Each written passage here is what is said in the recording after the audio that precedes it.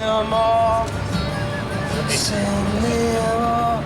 They ain't never coming back from this pain of war.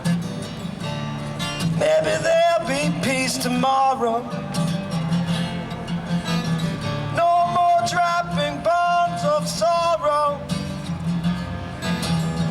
Oh, one by one, they keep taking our kin. Keep your eyes open, baby. The chance will not come again to say don't send them off. Send them off. They ain't never coming back from this hell of war. Send them off. It's just one. There it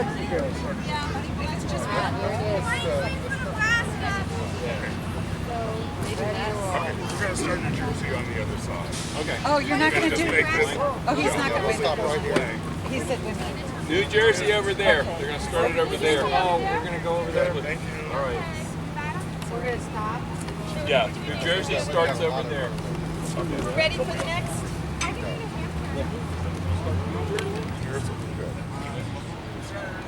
What do you need? How can New Hampshire be down there and Nevada down here? Alphabetically, Nevada comes before New Hampshire. Nevada, New Hampshire, N-A, N-E. And then you're fitting. Check the man there, white shirt. What about her? Man right there, white shirt. Ask him. Yeah,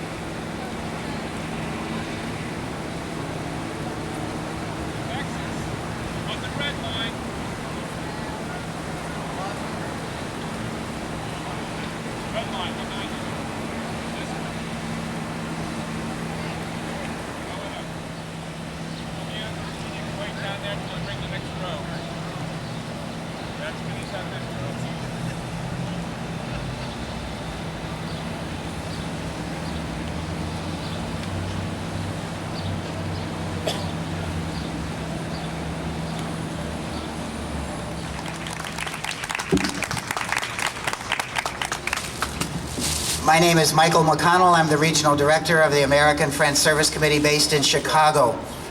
But I grew up in Columbus, Ohio, and I know Columbus as the heart of Ohio, and I know Ohio is the heartland of America. And I know that heart beats with grief and compassion at all of the death and destruction that the Iraq War has brought to this nation. In January 2004, we started Eyes Wide Open in Chicago by laying out 503 pairs of combat boots in Federal Plaza. Today, it is 5 times larger than that first day, and horribly so. Behind us is the circular memorial to the Iraqi people. The shoes and the memorial represent over 100,000 Iraqi people who have been killed in this war. If we represented each of them as we did the U.S. troops, we would need a space 40 times larger than what you see here today.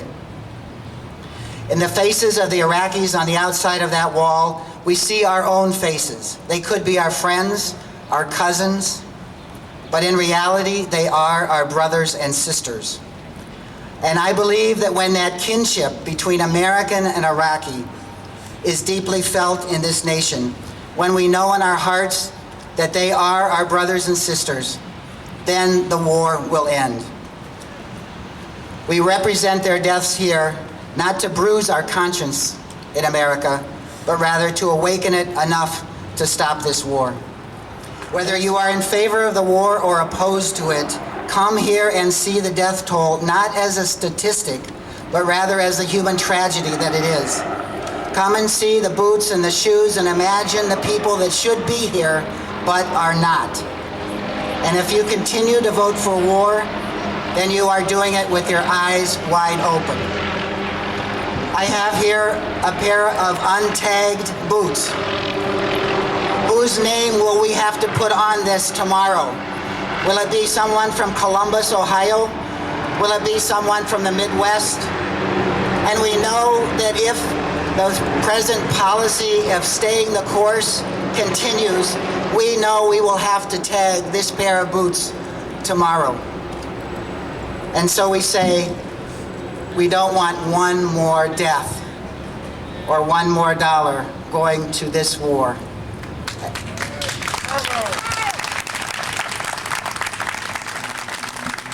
Thank you, Madeline. I'm Gary Cummins. I'm the National Vice Chair of the Episcopal Peace Fellowship.